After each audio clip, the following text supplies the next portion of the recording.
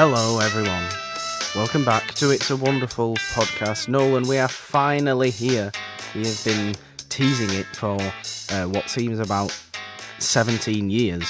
We have actually hit Musical March. It is the 1st of March as of this release, and we're gonna be kicking it off today with a perhaps not the most fun musical you've ever watched. I fucking hate you. Why?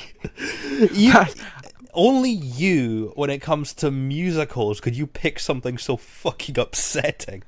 Well, to give our good listeners some context. Hello, good listeners, by the way. I am Morgan Robinson, that is Nolan Dean, as we always are. This is episode 45 of It's a Wonderful Podcast. Like I said, we have hit the first episode of Musical March, and this week we are talking Carmen Jones from 1954, which is the adaptation of the all-African-American stage musical version of the opera Carmen from the 19th century, the French/Spanish opera by Georges Bizet, and this version was updated by Oscar Hammerstein for the stage and an all-African-American cast, and this is director Otto Preminger's film version of that stage musical that was based on the original opera. Nolan, I think the only reason this movie is, you said upsetting, I say tragic, is purely because it has its roots in opera as opposed to actual musical theatre. Now I know why opera was never for me. Because it's too upsetting? Yeah, this was really upsetting, and I liked the characters, and then the stuff happens at the end, and I'm just like, what is my life? It made you question your existence, is what you're telling me. I think that's the sign of a good, impactful movie, at least. Oh, fair enough. So you can't argue with me on that one. No. You can't argue with me on that one. What, apart from the upsetting nature of the film, like we said, Carmen Jones, 1954, directed by Otto Preminger, starring Harry Belafonte, Dorothy Dandridge, as Joe and Carmen. Was it what were sort of some of the standout elements of this one for you, apart from maybe the upsetting stuff? It is admittedly a tragic story, but there's definitely a lot to like with this movie. Carmen was definitely one of those for me. She's very bubbly, very likable. I mean, I could see why some people wouldn't like her character, but for me, I was very entertained whenever she was on screen, which is a good sign. I mean, the movie is named after her. Well, yeah, that's, she is really the central character. The basic story is that Carmen, who in this is played by Dorothy Dandridge, who I believe was, I think it's something like the first black supporting actress nominee. Oh no, that's not right, is it? Because of Hattie McDaniel. It might be the first black leading actress nominee at the Oscars. I would believe that. I also know that Halle Berry played her in a biopic about her life. Well, that's fair enough. That's another nice bit of trivia. Yeah, I think I've got that right. I think Dorothy Dandridge in this movie was the first black leading actress nominee at the Oscars, which is understandable when you watch this movie and see what she is able to do, even though all the singing was actually overdubbed by more operatic singers. I think, of course, that's just how it was done back then. Well, not necessarily. I mean, because Harry Belafonte and Dorothy Dandridge were both very accomplished singers, especially around the time. I think the only reason they were overdubbed was because the actual movie required this more operatic singing. That's fair. Of course, all the music is the exact same from the opera. And if you don't know the opera Carmen, like I don't know the opera Carmen. Yeah, I can't imagine you going out to a night at the opera. But Actually, I can imagine that. I mean, I think that might be fair enough. I would not say no to a night at the. I reckon you'd go to Witherspoon's first for a nice refillable coffee, and then head off to the opera. That's quite possible. I would. I'm not. Like I said, I'm not going to say no to that. If anyone's willing to take me to the opera, I would be eternally grateful and love you forever. But yeah, I mean, the only real thing I knew about Carmen was those two pieces of music. The habanera, which you hear sort of straight away, it's Carmen's entrance music, basically. It's you can go and search I'm not going to try and sing the damn thing now, because it's just not going to be possible. I might have sung in the Oliver Twist episode last week, and I may be singing, in all of the musical episodes to come, but this one, opera, is just a little too heavy. There's one song this month I really want you to sing, and I'm not going to reveal it yet, but I'll tell you after the show. Please, okay, do it. Let's leave the tease. Let's leave the tease out. But yeah, I can't remember actually what I was talking about now. God damn it. The opera music and the how you knew about Carmen. Yes, I also knew the Toreador song, which is probably the most famous song piece of music from the opera, and that is in this version. That is the boxer's. I forget his name. His sort of entrance music. It's the dun dun dun dun dun dun dun. It's that. Everybody knows that. Yeah, everybody has heard that piece of music. I was taken aback a bit when this turned into Rocky at the end. Well, like I said, I don't know the actual opera Carmen at all. I can only presume that in the original, that was, as opposed to a boxing match, which it is in this movie, I could only assume it was some sort of bullfight or something like that, because it is set in Spain in the 19th century, so I can only assume it's something like that. I do like Spain. You do like Spain? Yes. You wouldn't have. I don't think you would have liked Spain in the 19th century. I don't think I would have liked anywhere in the 19th century. I'm a 23-year-old queer guy. Well, yeah, it's a fair point. Maybe you'd have liked France. France has always been fairly sexually progressive. Fair point. Who knows? Of course, Georges Bizet, the composer of the original opera, was a Frenchman. So that makes total sense. There you go. But yeah, some of the more standout elements to you, what were they? Carmen's character, I thought, was really fun. Even if you could look at it as she's kind of written to be unlikable, but her performance makes her likable. That I get that. I mean, if you look at this character on paper, it's someone who interferes in a relationship, could be seen as incredibly annoying, and who everyone just seems to love for no reason. On paper, that seems like a character you would hate, but the performance lifts it up and makes her very likable. It does, and it also makes her story, and what she does to Joe, Harry Belafonte, kind of more tragic, in the sense that she not only she lures Joe away from his original lady friend, and then ends up dismissing Joe for the boxer, or the toreador in the original, which Joe's not too pleased about that. He's not, and he's not too pleased about the whole situation, to be honest. No, he isn't. I think Harry Belafonte is wonderful in this. It kind of surprises me why, like, he has a couple of songs in this that I just thought he could have sang this. This didn't need to be this overdubbing situation. Belafonte himself could have sang these songs. I don't know why they chose to overdub people like that.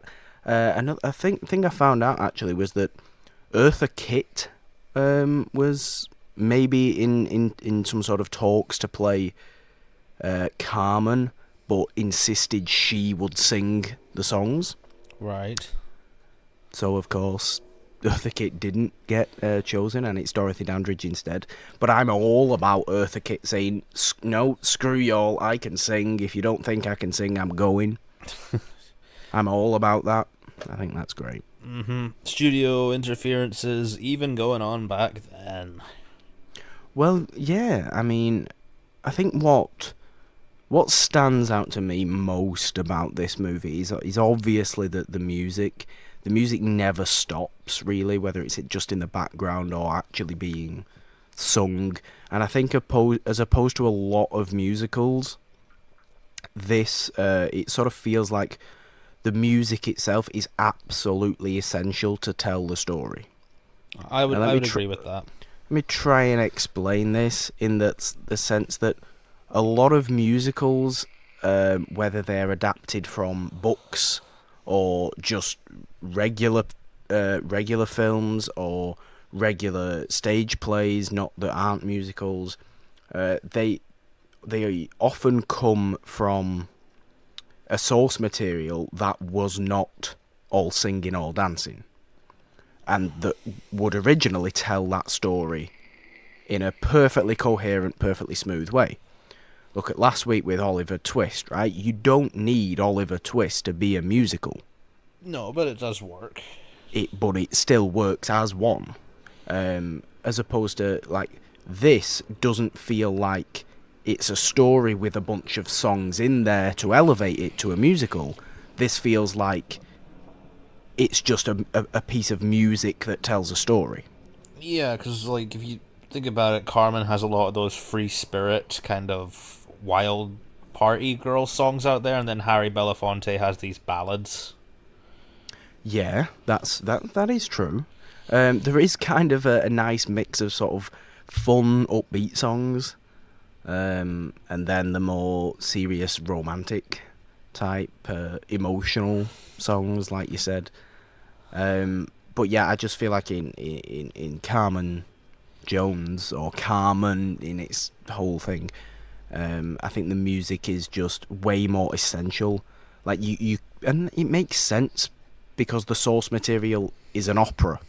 It was never anything before it was an opera. An opera is a story told through music. So, you know, it just makes sense. It's a really interesting thing that I just sort of started thinking about. I don't think I've ever come across a musical that's based on an opera itself before. And Neither. This is my first. I've seen plenty of operas from working at them, but seeing them in movie production is kind of interesting. Yeah, so I just sort of think that it was just a thought that struck me whilst watching this, was that I don't think you could have Carmen Jones play out without using the music, which is it's kind of perfect for a musical, really. Yeah, for sure. And besides that, there is a really fun sort of road trip element to this story as well that I really liked. Okay, we'll go into that a bit. So, I mean, I don't know what the law was like in Spain back then, but it seemed kind of extreme that she'd get arrested over a little cat fight. Well, I think you get arrested. Well, it's assault. I think obviously this movie is, like we said, an all African American cast. It's actually set in like World War II-ish. Yeah, it was set in World War II, or like that's like a backdrop to it. Yeah. I don't think it's so. I don't think that's so extreme. It's not, and like they make some huge deal out of it. Like, but then again, that you need that, so you get sort of this road trip element with the uptight army guy and the fun-loving free spirit, which, you know, is always a nice little pairing. You see that in a lot of road trips stuff. That's very true. I must admit, I didn't necessarily think about that element to it.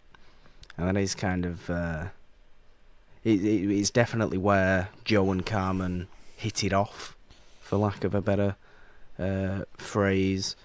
Of course, Joe is originally stationed at this military outpost.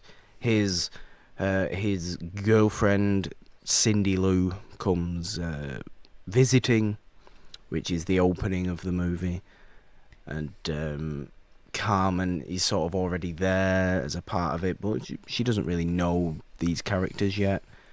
But yeah, it is kind of this road trip that starts the relationship between them two. And I can imagine I imagine Carmen herself being a very strong character at the time, because she's presented as someone who's really good at getting what she wants.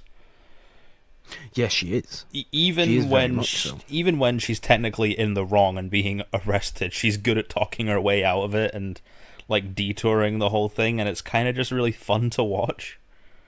Yeah, no, it definitely is. It's the movie equivalent of talking yourself out of a speeding ticket. Yeah, it is. I think the whole movie in general really is quite fun to watch. It's quite sort of engrossing, but it does have that sort of, it does have that tragic element, and it is heavily sort of romantic, as opposed to some other musicals that we will be covering in this month, which does of course add to the emotion of everything. You throw some romance in any story, and you're gonna get heaps and heaps of emotion, especially when you end it as tragically as this one does. Oh yeah, I mean, we'll get on to how tragic that ending was later, but damn, it was one of those moments where I was like, that went south real fast. Yeah, it's you know, once you get to that, you're looking at a character in Joe that has just been played around, and has all of the emotion that's sort of been building up throughout the movie just sort of comes out right at that one moment, and it is just nasty to watch. The thing that I found interesting thematically about this is, like, Joe, he kind of doesn't really want anything. He's kind of happy with his situation. He's presented as that very early on. Carmen's someone who really wants, like, all the things, and through that comparison you sort of see a bit of a role reversal thematically, because Joe's suddenly realizing he wants something else, and when he doesn't get it, look how he retaliates, and Carmen kind of moves on because, I don't know, maybe she's gotten bored of him and just wants something new. She seems like a very free spirit. I want to experience everything, whereas Joe's like, okay, I've gotten what I want, why can't we just enjoy it? And the tragedy comes from two people who essentially want the same thing, but they go about it in different ways. Yeah, and I think that is the kind of character Carmen is. She is, I mean, for the time the original opera was written, quite a scandalous character, in the sense that she would move, she would get bored with the men and move on to the next one. She seems like a I don't want to be tied down kind of person. Very much so, which again, for the time, would be quite unusual and quite, controversial. But that's another thing. Not as controversial these days, obviously. Oh no, we've seen that character in like loads of kind of rom-coms and stuff now. Yeah, but I do like that point of the role reversal with Joe, because he is very sort of happy with himself at the start. He's happy with his relationship with Cindy Lou, and Cindy Lou is played by, she has a nice kind of ballad song towards the end as well, when she sort of realizes that, Joe is completely over her, really. She's played by Olga James. She's pretty good. I liked her character, and the role reversal point is very, very interesting. Again, not necessarily something I thought about off the top of my head, but just seeing what Carmen's seductiveness, if you want to call it that, has done to Joe Yeah, they play it as both a strength and a weakness. Yeah, she's not necessarily a villain. She's not necessarily a hero. I don't think this I wouldn't say particular this story movie has any. doesn't have a villain, but they're kind of antagonists to each other because, I mean, protagonist and antagonist essentially both want the same thing, and there's so many different ways to go about that. But like I said, thematically, the role reversal is how this movie executes it. Yeah, it is. I think it's trying to say that really, no matter what your situation is, are you ever truly fulfilled? I mean, it's a heavy point. I mean, Carmen seems like she wants to be fulfilled all the time, so much that she's not really realizing that how much leaving could impact somebody else. And Joe kind of sees this, oh, I've got more of my life to live, but, you know, it ends up driving him into kind of a crazy person towards the end. Yeah, very much so. I think, you know, if you look at it from Carmen's point of view, it is a case of sort of, yes, I am getting fulfilled, but I keep going, you know, from this person to this person to this person to this person, and well, we see what eventually happens to Carmen, but yeah, Joe is very much fulfilled, but then gets it's not necessarily manipulated. No, because I think that's a bit of a negative word. It's more kind of, okay, this is how I sometimes view relationships that don't work out, because I've had them happen to me. Yeah. Even if a relationship doesn't work out, if you can learn something from it and move on, then I'd consider it a success, even though like the breakup point is really hard and emotionally heavy. This is something where Joe he's at that breakup point, but he doesn't feel like he's ready to move on because he's never kind of experienced that free spiritness as much as Carmen has. Yeah, that is a very fair point. I think that's a very nice way of going about life as well. Oh, you did not want to see me in my post-breakup stage. Well, no, I probably didn't. But if you're there thinking like, I think if you have learned something from anything, then it's a success. I think that's a great way of thinking. Yeah, I think that now. I don't think there's a lot of people. I did not. Well, yeah, that's because you are older and wiser, and I am no longer 16. Nothing wrong and you're no longer 16. That I honestly applaud that way of thinking. I don't think there's too many people that have that sort of level of thought that goes behind it, as opposed to raw emotion. As we see with Joe, of course, who ends up having just raw emotion. And we might as well bring it up now, ends up strangling Carmen to death. That was the moment where I was like, fuck, what the hell have I just watched? It's tragic in a kind of Shakespearean way. You're half expecting Joe to then kill himself, akin to Romeo and Juliet. But thankfully that doesn't happen, otherwise we would be in severe Shakespeare territory. But yeah, that is the end. There's nothing after that. Strangle, credits. Well, you can imagine Joe's kind of lost everything because he got demoted. He's lost the one person who he thinks could have like shown him a new perspective on life through his own bloody actions, no less. And yeah, I don't think Joe had a happy life after this. No, I don't. No, I don't. I think he probably went to prison, because he was a deserter from the military anyway. Because that happens throughout the course of the film. He ends up deserting the army, and the law is already looking for him by the time we get to the final sort of boxing match with I forget his name. What's his name? Can we just call him Apollo Creed? Husky Miller.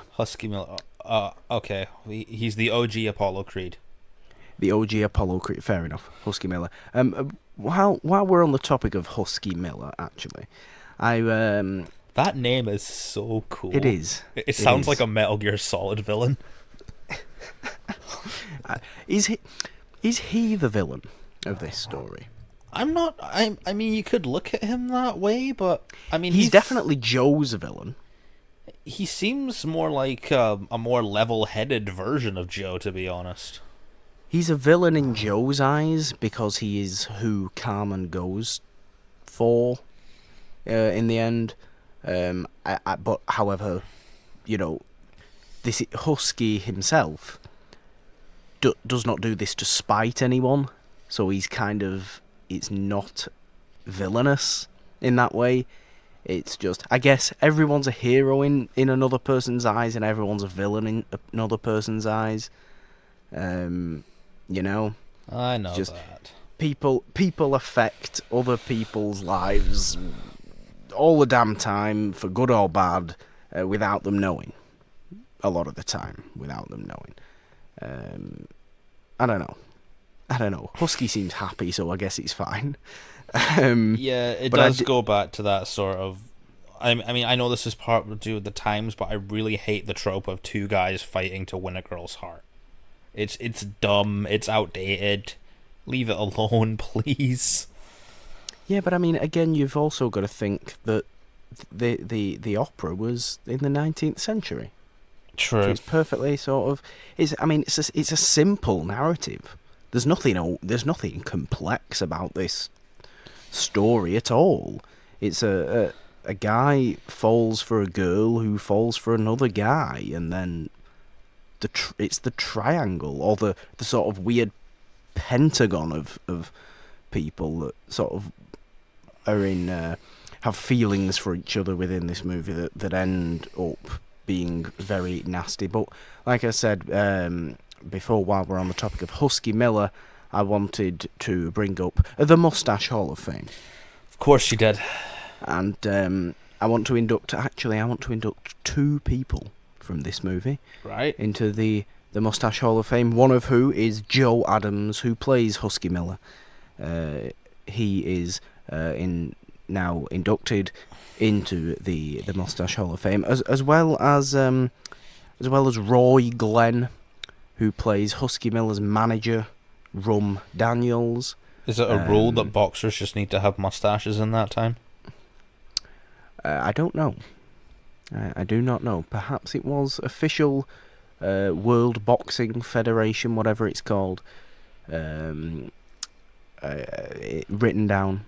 All boxers must have mustaches and or beards. Maybe not beards, just mustaches.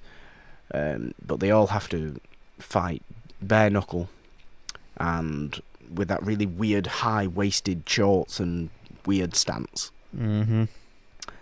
Because it's the 40s, and that's what people looked like, Nolan, in the 40s. They all had beards. They all had mustaches, and they all wore their pants up to their chest.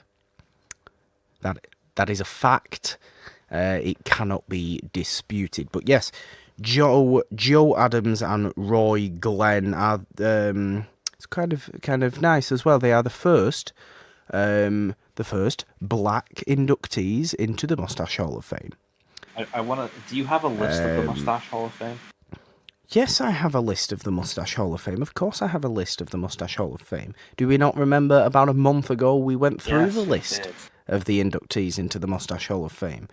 These two are now in there. I would also like to bring up the nice piece of trivia that Roy Glenn plays Sidney Poitier's dad in Guess Who's Coming to Dinner. Nice bit of connected trivia there.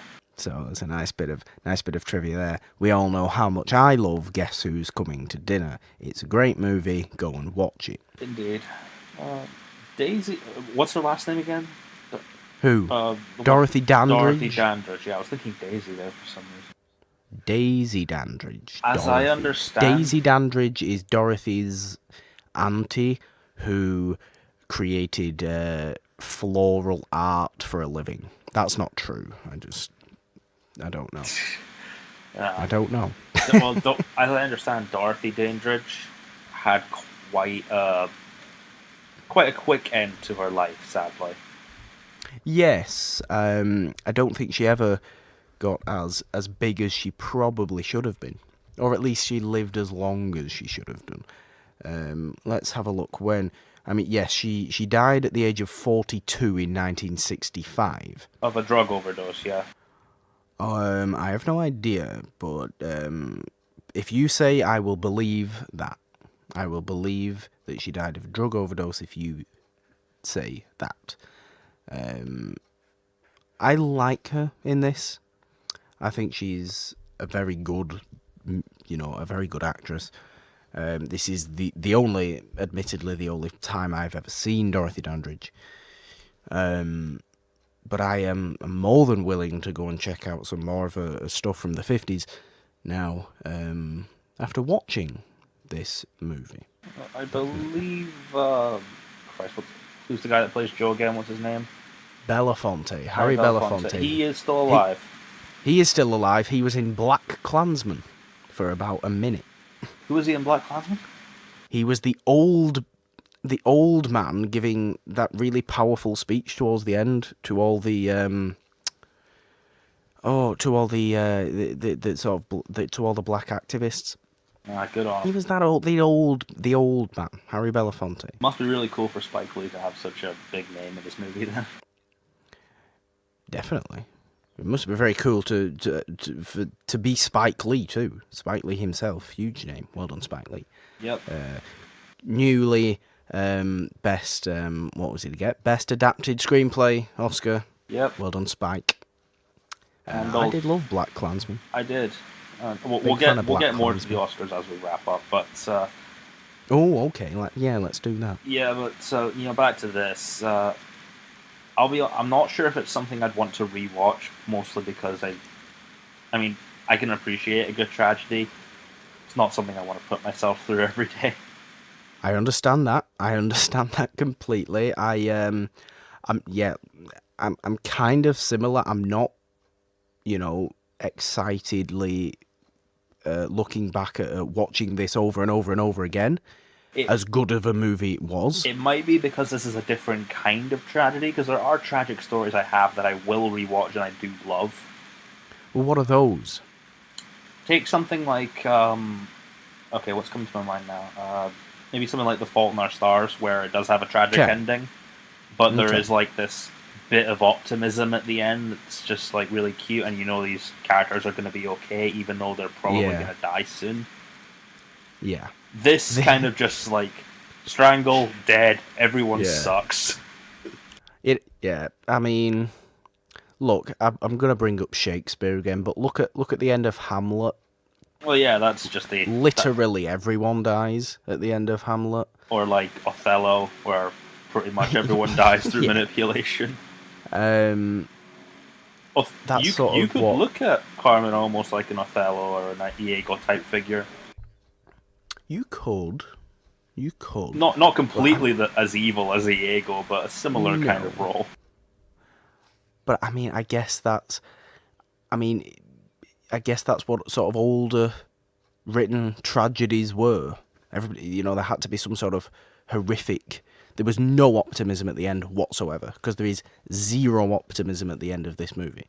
Carmen dies. Joe is likely to be arrested and for whether it's for murder or military desertion. Everyone's kind of sad, apart from Husky. Husky's not sad. No, he went on to defeat Apollo Creed. Although I'm sure Husky will be sad when he finds out that Joe killed Carmen. So yeah, I guess everyone's sad at the end of this movie. Yay! Not really.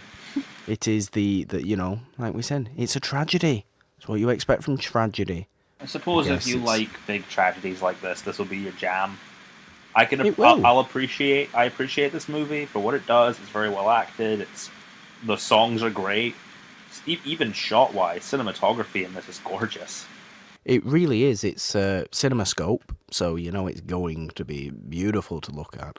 And something we haven't really even brought up yet is the actual cultural impact of having an all African American cast. I did look into this, and what I love is that the person who made this movie, Otto something. It's Otto Preminger. For those who don't know Otto Preminger, he also directed Anatomy of a Murder with Jimmy Stewart and played Mr. Freeze in some episodes of the Batman 1960s TV show. Yeah, and the whole idea for him was no studio at the time wanted to make a movie with an all-black cast. So he made this independently, and then... Oh, wow, okay. Then it was a huge success. I did not know he was Mr. Freeze. That kind of changes my whole view on him now. He did play Mr. Freeze in a few episodes of Batman, the 60s Adam West Batman show. But Otto Preminger is a great director.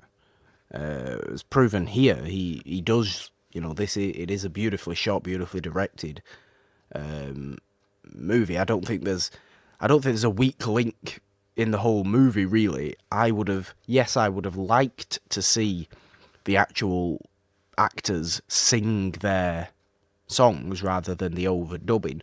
But I mean, you've got to appreciate the actual vocal talents of those people that did actually sing. That were the dubbed voices, because they are clearly phenomenal operatic singers. Oh, definitely. But I guess this is just me thinking now. I just would have liked to see, like, especially knowing that Dorothy Dandridge and Harry Belafonte especially were singers. It just seems a little odd to me that they didn't sing. That the music itself wasn't sort of brought down to a level that they could have sang it smoothly enough. You wanted to have like a Les Miserables thing where they all sang on stage. Yeah, kind of, yeah. But then you've also got to think, I guess, being that this is an opera, being that this is Carmen, the music itself can't change. The music has to stay because the music is what that story is known for. And if the filmmakers didn't feel like the stars could sing that well in that, operatic... I don't have the level of music knowledge to know what each of the terms mean. Crescendo... Mezzo, soprano, bari, whatever it is, I don't know. I believe alto is the highest tone you can get to. I have no idea, Nolan. You could be making anything up. I did GCSE music way back in the day. You could say some of those words. I wouldn't know what order to put them in. I would just have told you, yep, that's a word that I've heard, but could not tell you anything other than that. But I guess that's the one little... I mean, it's not even really a nitpick. I guess it's the one little thing that I have to say in terms of why, this movie maybe wasn't absolutely perfect. But I honestly don't think there's a weak link in the whole movie. Considering the factors that went into it, I think it's as good as it could have been for the time. Oh, absolutely, yeah. And we cannot discredit the cultural impact of having... I loved seeing the cultural stuff in the world building of the movie. Like them walking through the market and them seeing them like, oh, peaches, we just got them from the tree today, and that kind of community there. Yeah. That was really cute. Yeah, definitely.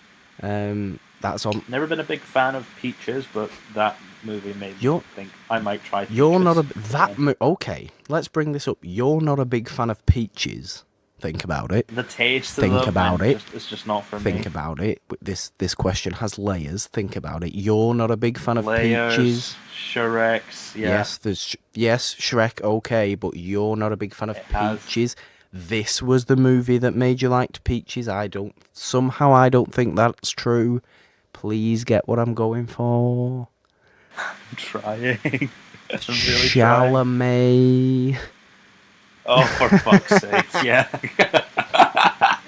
Well, that's a different kind of peach. Exactly, that's what I'm saying. How is this movie the movie that made you think, oh, peaches are nice? Well, in Call Me By Your Name, he's putting his dick inside a peach. That's not going to make you like it. Well, this peach is disgusting. I'll add a nice salty flavour to it. That'll help. So now it's gotten vulgar. Now it's got I was trying to... you brought it up. I brought it up, but I was trying to be nice about it. I know how much you like Chalamet, okay? I know how much you like Timothy Chalamet. Don't lie to me. I don't think I'm going to give peaches a shot now. Thanks. Well, fair enough. Peach iced tea is disgusting. I don't drink iced tea. What on earth? No. Iced. Get it away from me. Anybody that drinks iced... No, in fact, that's wrong. I just don't like iced tea or iced coffee. I don't... Just have them warm. That's probably because you've never lived in a really hot country. Look, I've been to enough hot countries. I still get a hot coffee in the morning. I don't think UK in summer really counts as a hot country. No, it doesn't. But other places do, and I'm not... Oh shit, you've been to Dubai, haven't you? I went to Dubai about 10 years ago for about 3 days. It was too hot. That's all I can say. Try living there. No. No. That's all I can possibly say. It was way too damn hot. That's really hilarious to me that we could have essentially met each other and not even known it. Perhaps. Although I don't think... I think that would have been really coincidental. Like one of those pictures you see... If you were ever by Wild Wadi Water Park, it's likely you would have met me. I don't even know what any of those words mean. It's like one of those pictures you see, like we're saying... Oh, we took a picture at Disneyland in 1987. Look, my wife is in the background of this family photo of me when I was 6. It's like, these things don't happen. What has happened there? Are you lying? That's not real. That's an absurd coincidence. Indeed. But I do kind of like those things. I don't know, Nolan, maybe you are on an old photo of this family's that was taken in Dubai. I would very much suggest you aren't, because that would be silly. I hope not. That'd be a really weird coincidence and probably would not happen. It would terrify me and give me nightmares for years. Anyway, back to Peaches and the Community. Peaches and the Community, our new show, airing on May the 1st. Peaches and the Community, we just talk about peaches and their impact in different people's lives. In my case, they're disgusting and I don't want to eat them. In your case, you did want to eat them before I brought up Timothée Chalamet. True, which is really ironic. Exactly. Considering how much I love Chalamet. I am confused about the whole situation. Carmen Jones. What the fuck are we talking about? I don't know. Carmen Jones is what we're talking about. Yeah, let's go back to Carmen Jones right now so we're not losing the audience. So, did you have any favorite songs in the movie? I'm just going to look up the titles of them because I know where they took place, but I don't know the names of them. Well, I mean, the Toreador song, which is the most known song in the whole, or it's the most known piece of music. It really got me sort of humming it along, because when I used to play the trombone in a brass band when I was 8, we learned that song from Carmen, and I was the sort of slightly more bassy, but also half melody guy on the trombone. Did you have a costume? No, I didn't have a costume. Did you have a frilly costume when you were in marching band? I wasn't in a marching band. It wasn't. There was no marching. There was sitting down in a room. I did not know you could play an instrument, so there's something. I can't play an instrument. If I picked up a trombone now, I would just go and not have a clue what I was doing. Found the song that I liked. It was Flower Song, one of Joe's. Okay, which one's this? I believe it's the one where he's sitting by the edge of a river and he has his shirt off. It's a nice song. Harry Belafonte, by the way, very good shape. Yes, very attractive man. Very good shape. Very very fine-looking gentleman in his day. Well done, Harry Belafonte. I'm not gonna discredit your good looks, my good man. He kept in shape. He ate his peaches. He did eat his peaches. He ate all of his peaches, regardless of what Timothée Chalamet did to them or not. Who knows? But yes, I also do like Habanera, the Carmen's first song. which is the That's very fun. and of course all the lyrics were rewrote by Oscar Hammerstein for the stage musical. To whether it's to reflect the time or just translated from the original French. I mean, not directly translated, but it's updated and translated, and they had completely different lyrics. But I think the lyrics still fit. And what I think I like about Carmen's first song is that she basically outlines her entire character in that, in the lyrics of that song. She almost warns us and warns the characters around her that if you fall in love with her, it may not end great. Nope. Which of course it doesn't, but it also doesn't end great for Carmen, as we all know. Yeah. But there is that. It's kind of an interesting element that there is that original sort of warning, if you want to call it that, within that very famous piece of music at the start of this movie. However, I also like, I think is it Frankie? Frankie is the person that Carmen goes to see during the thing. Yeah. Her song in sort of middle of it that's kind of upbeat and kind of fun. She's played by Pearl Bailey. I also really liked that song. But yeah, that's all. It's a good one. That's about it for songs, I think, that I really liked. Because the music is... Also the final duet towards the end. The final, yeah, that is very good as well. But I think it's... The entire movie is one big piece of music. So everything sort of blended in.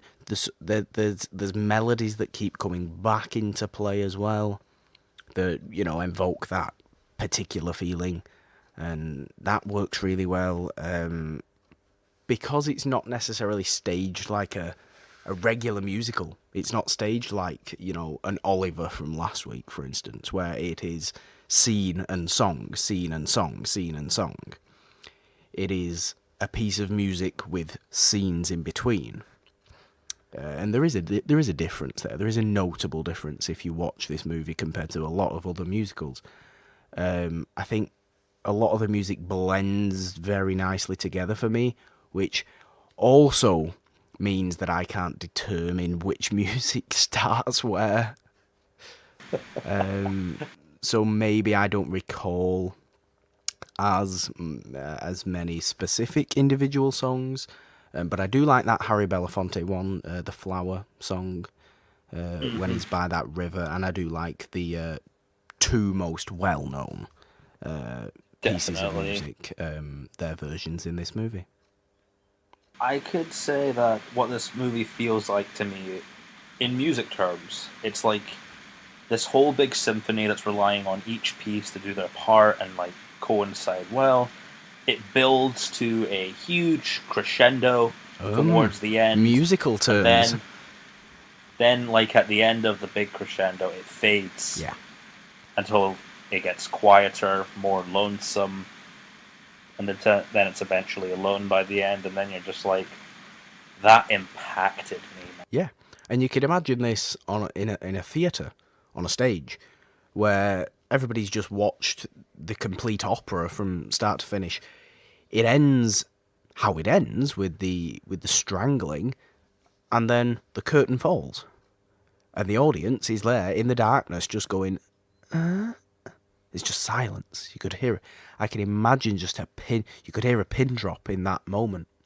Until, of course, the curtain comes back up, everyone bows, and it's all, yay, yay, yay, we've just watched a play, or an opera. Then they go to get their coffee cake afterwards. Then, yeah, they go and have whatever they're doing for the rest of the night. But it is kind of that type of ending. And I think in a theatre, this would play really well, because a theatre is so, it's built to be so acoustic and built to be loud, and so when a theatre is quiet, it's really quiet.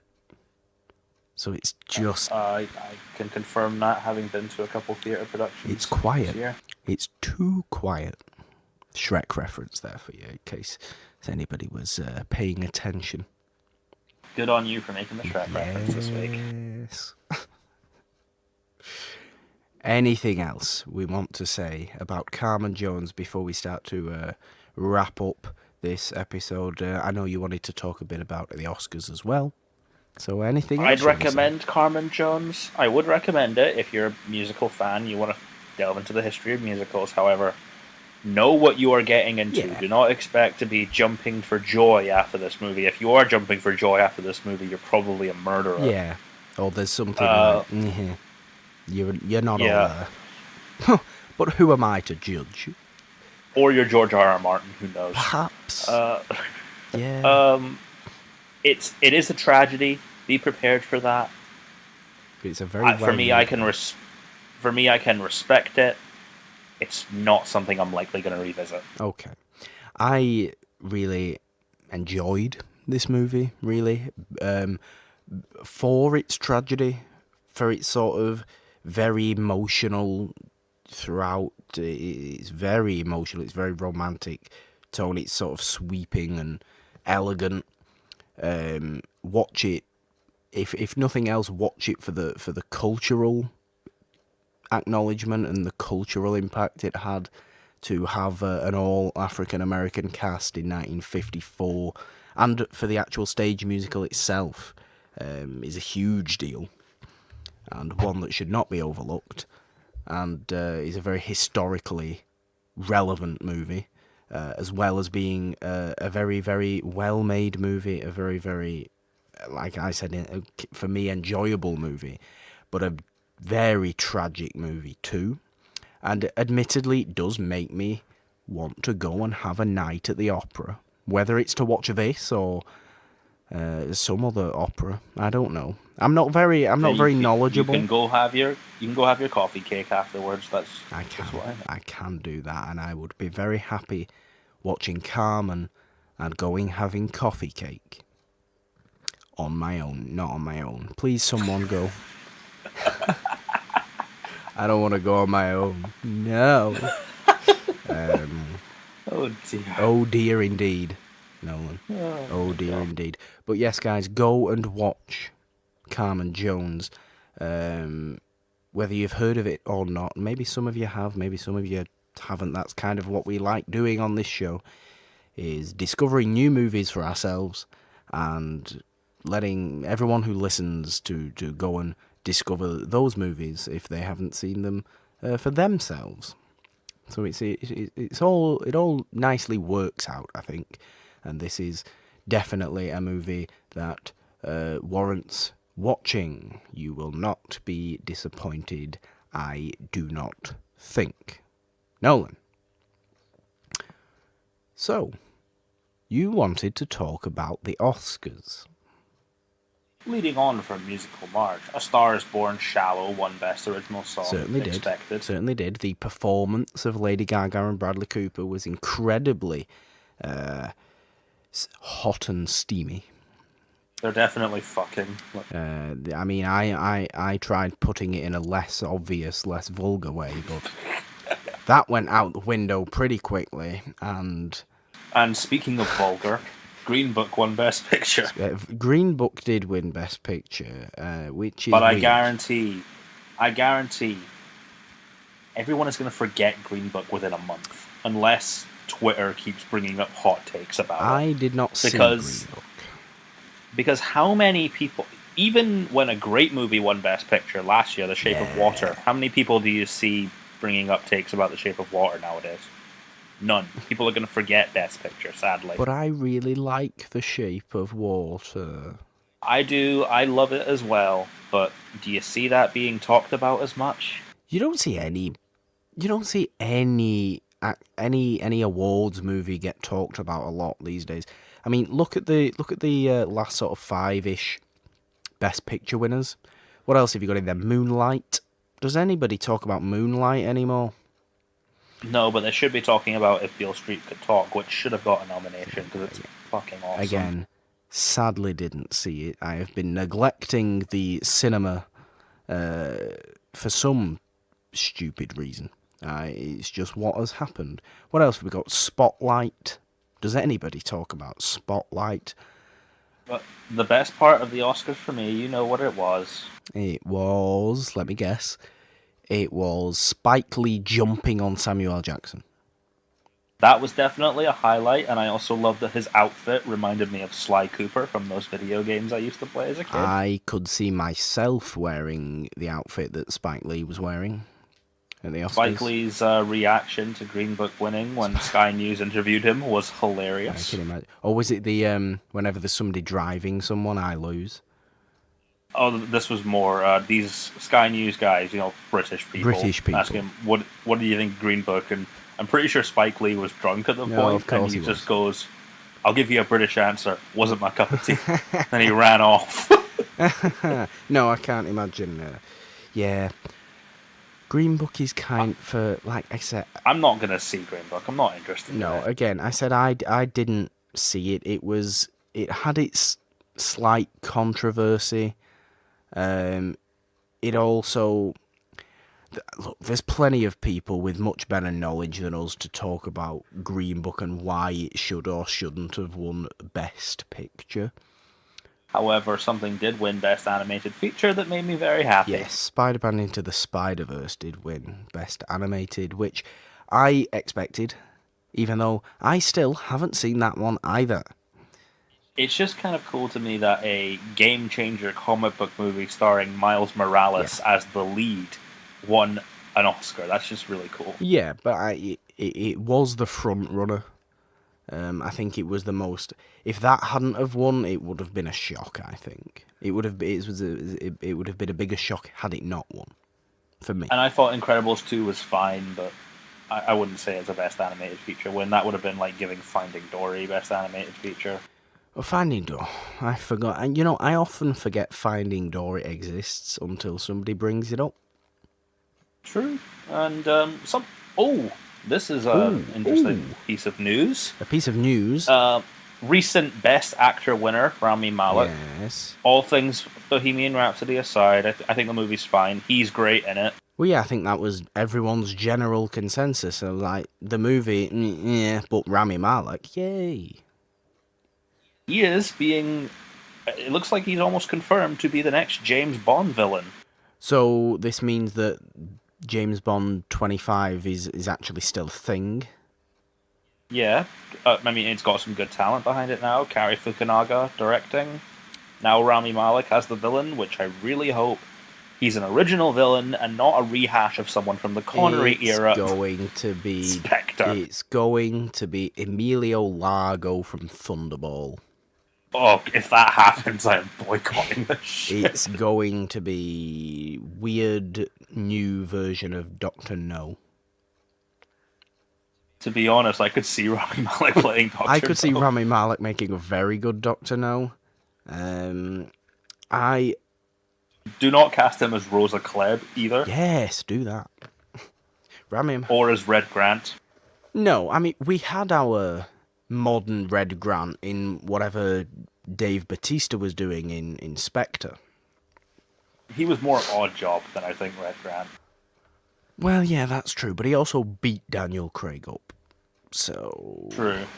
And a lot of people are saying, Rami Malek, that guy's not intimidating, Daniel Craig could squash him. That's why I think he's going to be a very, cold, calculating style of villain. Of course he is. That is what I think of when I look at Rami Malek. I think of a villain that would be very cold, distant, and powerful with his words, and just has all the people around him to go and do his muscle work. You don't have to be a big, muscly person to be a villain, do you? No. Someone did suggest that he should wear the Freddie Mercury teeth again and just be Jaws. Please give him a mustache. Again. Sure. Please give Rami Malek the Freddie Mercury mustache again, because I actually think he suits it. He does. I actually think he suits that mustache. I'm sure Rami Malek's going to get all the, roles now. He's a very good actor. He's a very good actor. There's no denying that.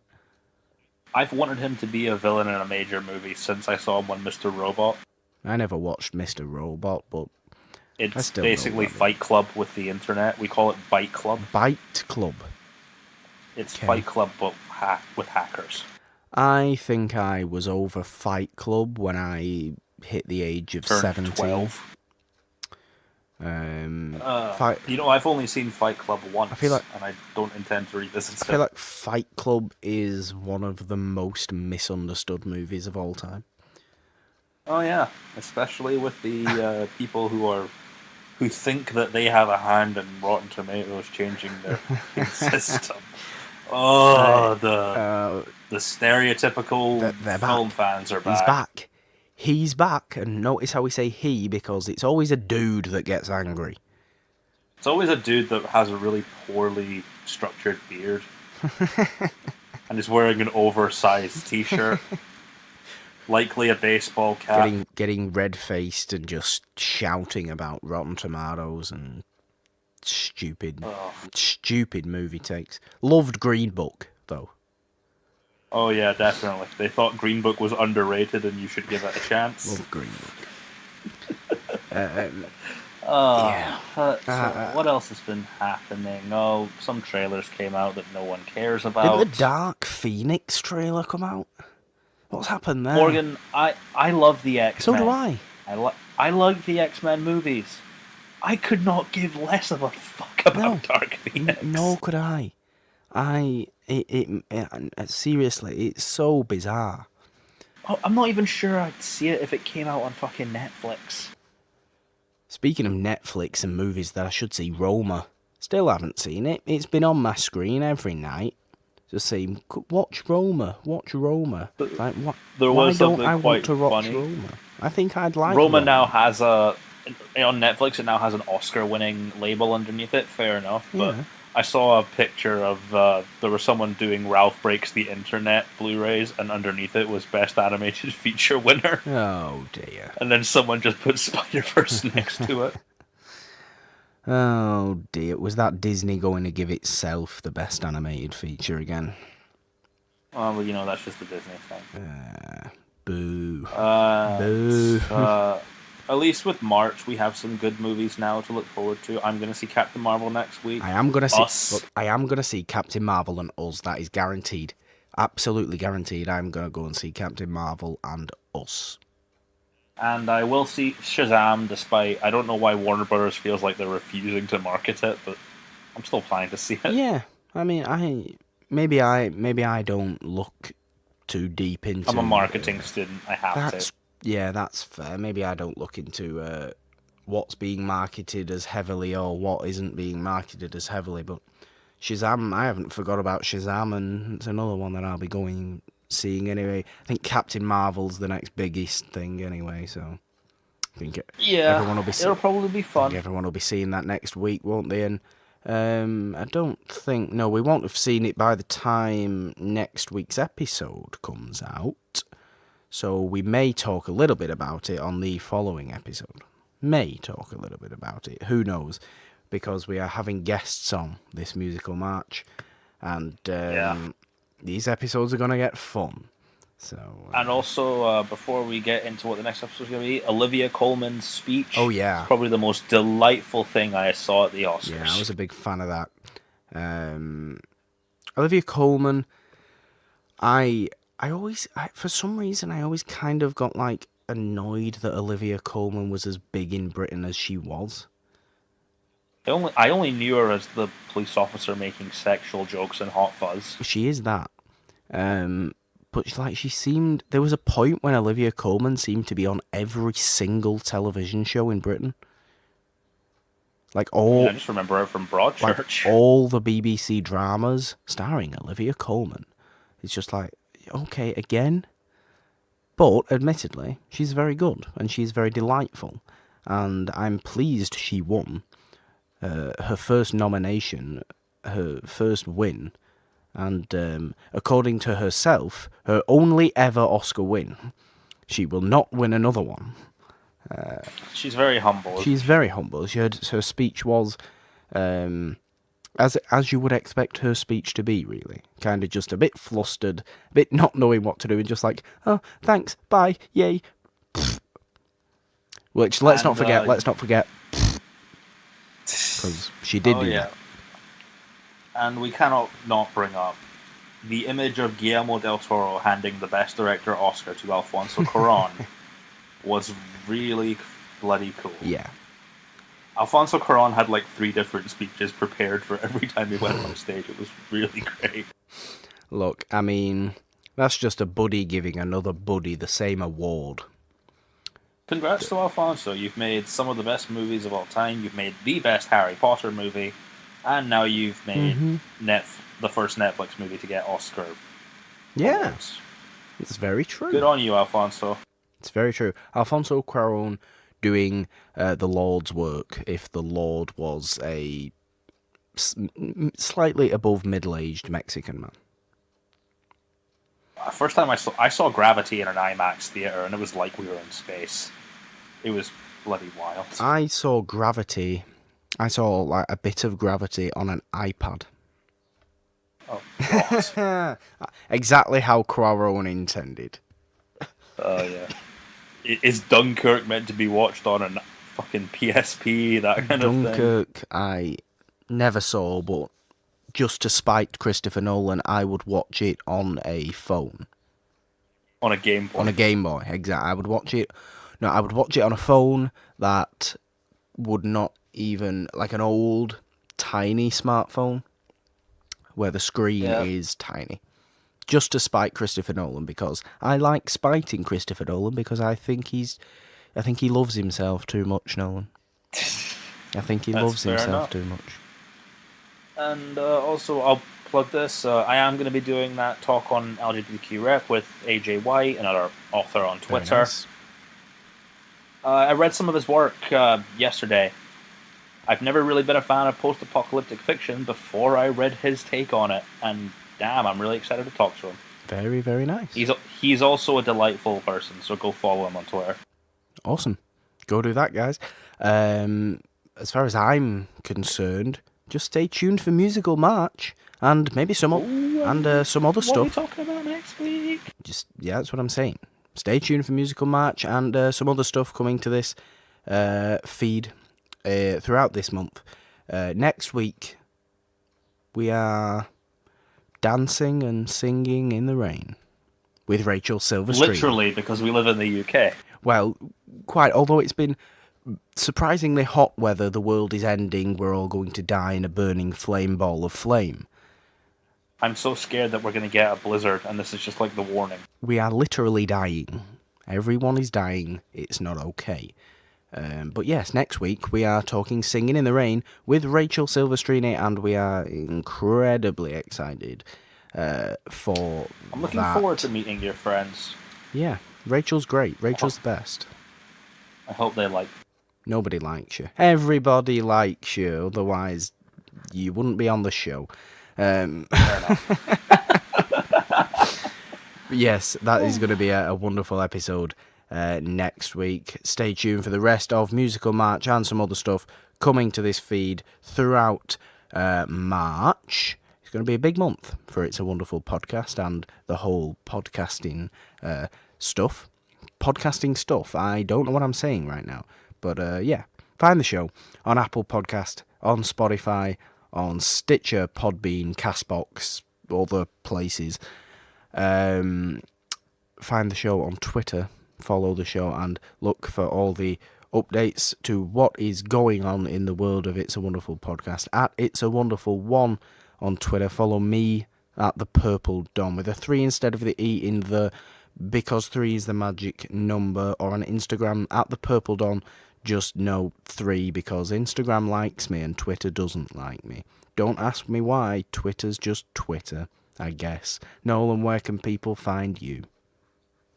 They can find me at NolanDean27 on Twitter, at The Life and Times of Nolan Dean on Instagram, at my YouTube channel at Nolan Dean, and pretty much that's where they can find me. That's about it. Go and check out Nolan's talk with AJ White on LGBTQ representation which should be very insightful, as you can only ever expect from the likes of Nolan Dean. He always gives some nice insight.